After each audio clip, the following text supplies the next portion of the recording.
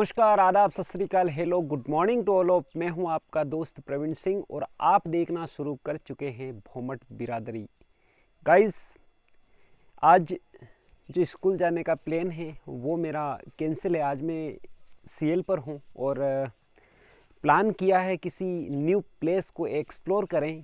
तो बने रहिएगा व्लॉग के अंदर, सारी चीज़ों को लेकर अपन बात करेंगे आज। क्योंकि 2 दिन से मैं व्लॉग नहीं डाल पाया था तो सोचा आज कुछ अलग करते हैं, कुछ हटके दिखाते हैं। तो इसी सोच और समझ के साथ में मैंने प्लान किया है आज एक न्यू प्लेस को एक्सप्लोर किया जाए। तो बने रहिएगा व्लॉग के अंदर। तो मैं निकल चुका हूँ किसी जर्नी के लिए और इसी जर्नी के दरमियान किसी न्यू प्लेस को एक्सप्लोर करने की पूरी प्लानिंग है मेरी। तो चलते हैं अभी। ये रहे मेरे हैंड ग्लव्स और ये रही मेरी बाइक और ये मेरे पीछे लटक रहा है, ये मेरा बैग है। और इस बैग के अंदर मेरी जो दैनिक आवश्यकता की जो भी चीज़ें हैं वो हैं। तो फ़िलहाल वक्त हो चुका है यहाँ से प्रस्थान करने का।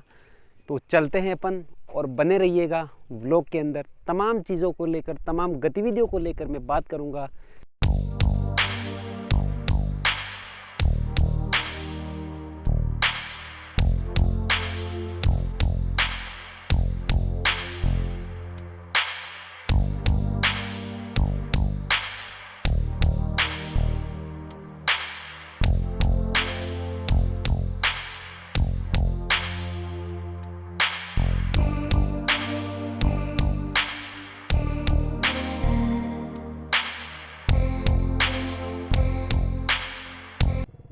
तो मैं आ चुका हूँ फाइनली झाड़ोल तहसील मुख्यालय से लगभग 20 से 25 किलोमीटर की दूरी पर खेड़ा नामक गांव है। और खेड़ा नामक गांव के अंदर यहाँ मैं फ़िलहाल रुका हुआ हूँ, कारण कि इधर सामने देख रहे हैं ये जो एक यहाँ की नदी है और नदी के ऊपर जो पुल के कंस्ट्रक्शन का काम हो रहा है, इसके कारण यहाँ पर जो रास्ता है वो इधर से बाईपास बना रखा है। तो इस बाईपास के रास्ते से होके हमें निकलना है और सामने उधर जाके दोबारा से जो सामने रास्ता दिख रहा है उस रास्ते पर दोबारा से ये रास्ता वापस मिल जाएगा। तो चलते हैं इस दुर्गम रास्ते पर और इस दुर्गम रास्तों का आनंद लेते हुए अपने गंतव्य की ओर प्रस्थान करते हैं।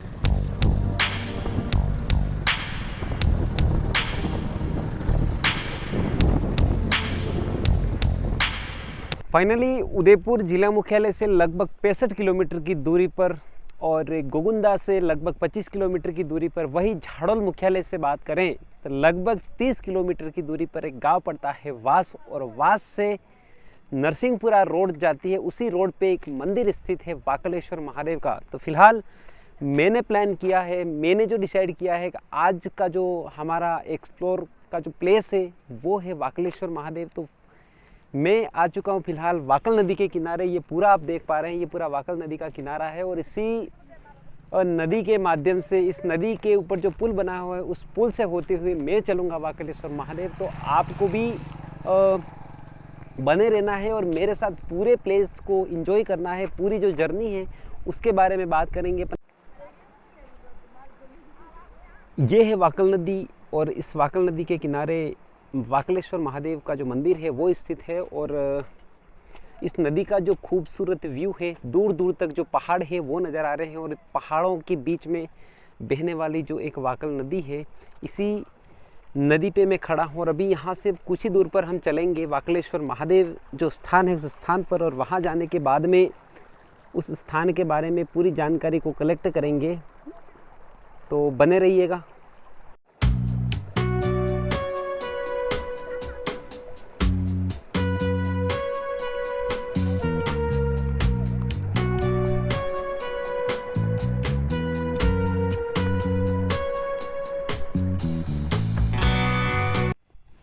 तो गाइस, फाइनली हम आ चुके हैं वाकलेश्वर महादेव। जैसे कि मेरे पीछे आप यहाँ का बोर्ड देख पा रहे हैं और यही वो वाकलेश्वर महादेव जो वाकल का सबसे प्रसिद्ध मंदिर है जो वाकल नदी के किनारे स्थित है।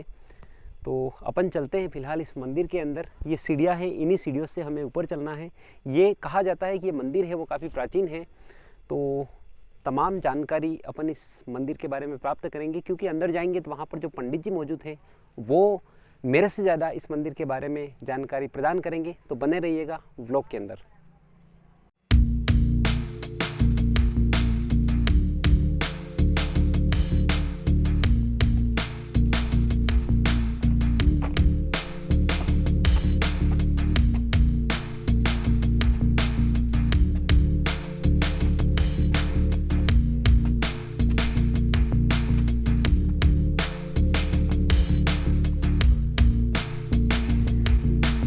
पुराने ज़माने में इस इलाके को वाकल वनखंड के नाम से जाना जाता था और यहाँ ये जो वाकलेश्वर महादेव का जो स्थान है, इस स्थान को, इस इलाके के जो 52 गांव हैं, 52 गांव इस स्थान की पूजा करते हैं।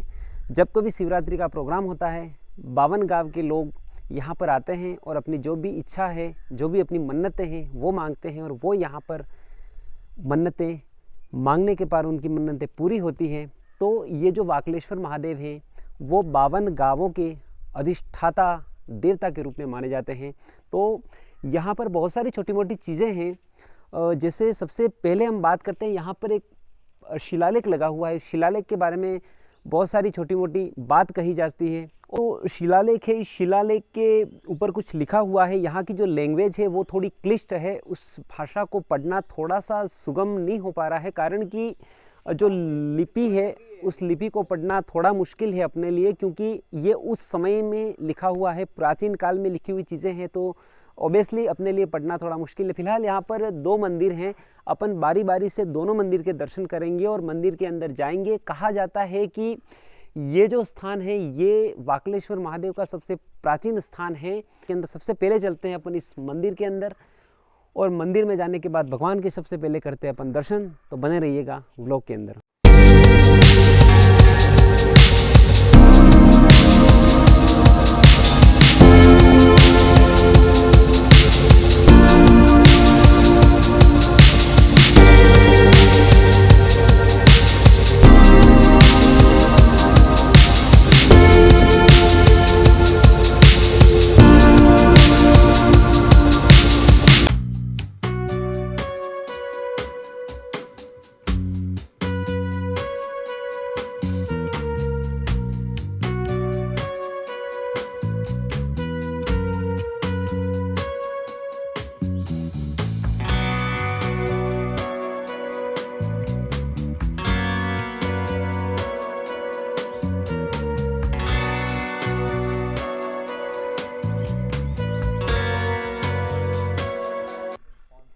तो जो पुराना मंदिर था, प्राचीन मंदिर था, उनके दर्शन मैंने कर लिए हैं और अब फिलहाल चलते हैं जो नया मंदिर है वहाँ पर। नए मंदिर के अंदर जाने के बाद वहाँ के दर्शन करते हैं। ये प्राचीन स्थान है और जो नया मंदिर है जिसकी स्थापना भी हो चुकी है। तो चलते हैं अपन सामने वाले मंदिर में और उस मंदिर के अंदर जाकर जो भगवान विराजमान हैं उनके स्वरूप के दर्शन करते हैं।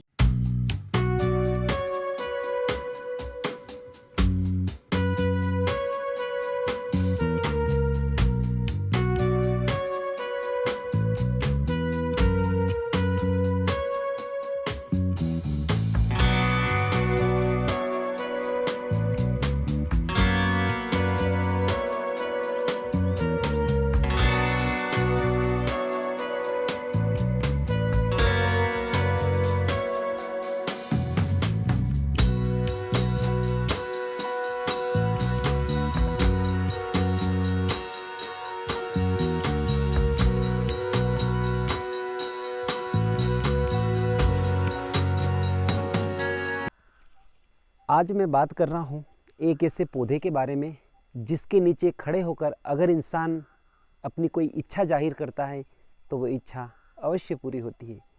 उसी प्रकार का एक पौधा है, एक पेड़ है जो वाकल में स्थित, वाकल नदी के किनारे वाकलेश्वर महादेव परिसर में स्थित है।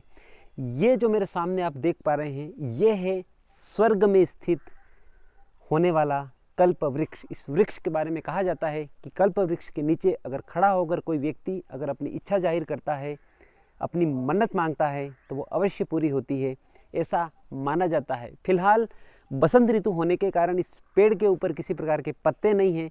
जब भी चौमासा आता है या बारिश की सीज़न आती है इस पेड़ के ऊपर बहुत सारे पत्ते आ जाते हैं।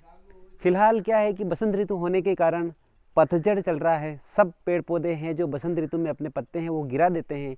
तो इस कल्प वृक्ष के ऊपर भी जो पत्ते हैं वो पूरी तरह से गिर चुके हैं और इसके बारे में कहा जाता है कि इस पेड़ के नीचे अगर कोई भी व्यक्ति अपनी मन्नत मांगता है वो मन्नत अवश्य ही पूरी होती है, ऐसा माना जाता है। तो हर दिन इस कल्प वृक्ष की भी यहाँ पर भगवान शिव के साथ में पूजा होती है और पूजा के स्वरूप यहाँ पर आप देख पा रहे हैं एक पुष्प भी अर्पित किया हुआ है।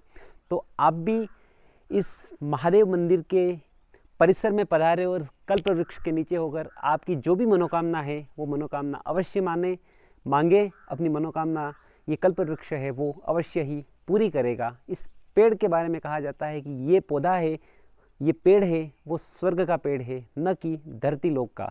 लेकिन देखो, अपना सौभाग्य है, अपन बहुत बड़े सौभाग्यशाली हैं कि अपन को इस पेड़ के दर्शन अपन को इस कलयुग में भी इस भारत भूमि पर हो रहे हैं। तो अपने लिए इससे बड़ा सौभाग्य का नहीं हो सकता, इससे बड़ी सौभाग्य की अपने लिए कोई बात नहीं हो सकती। तो गाइज़, ये है इस कल्प वृक्ष के बारे में जानकारी। यहाँ पर बहुत ही प्राचीन धूनी है। चलते हैं अपन धूनी के अंदर का जो नज़ारा है उसको एक बार देखते हैं। बने रहिएगा। तो ये है धूनी यहाँ की और काफ़ी प्राचीन धूनी है। इसके दर्शन आप कर रहे हैं।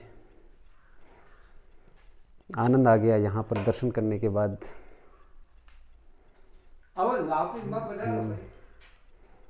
ये काफ़ी प्राचीन धूनी है,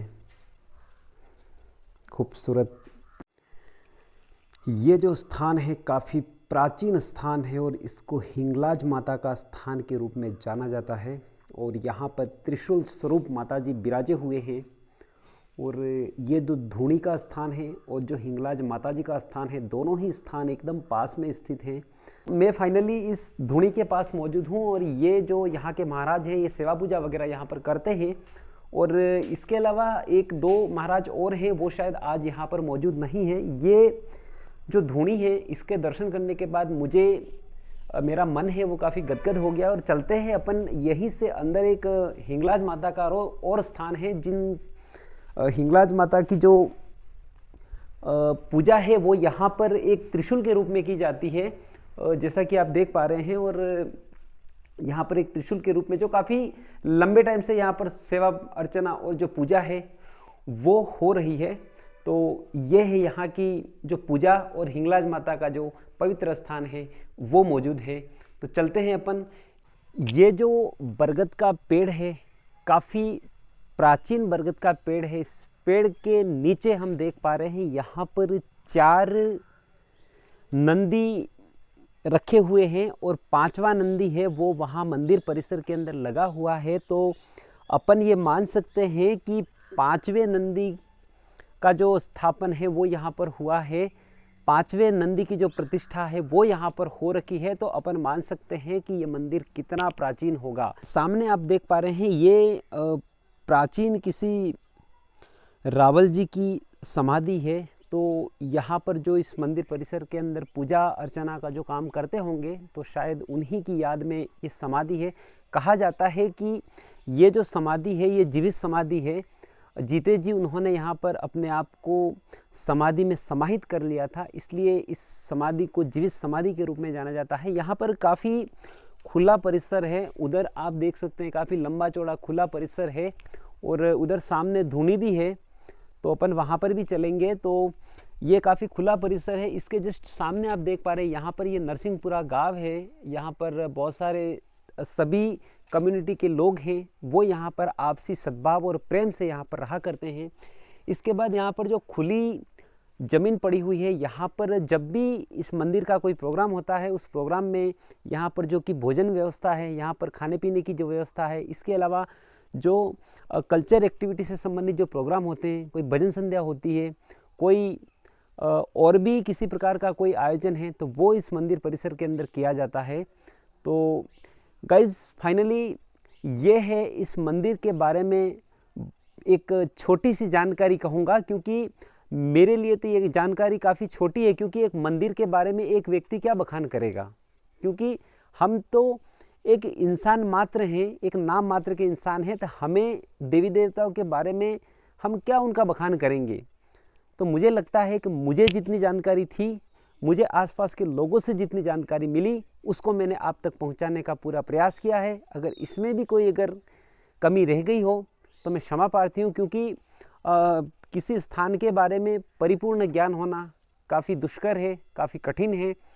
तो इन्हीं उम्मीदों के साथ में अभी इस मंदिर परिसर से अपन करते हैं प्रस्थान और आगे चलते हैं, तो बने रहिएगा व्लॉग के अंदर।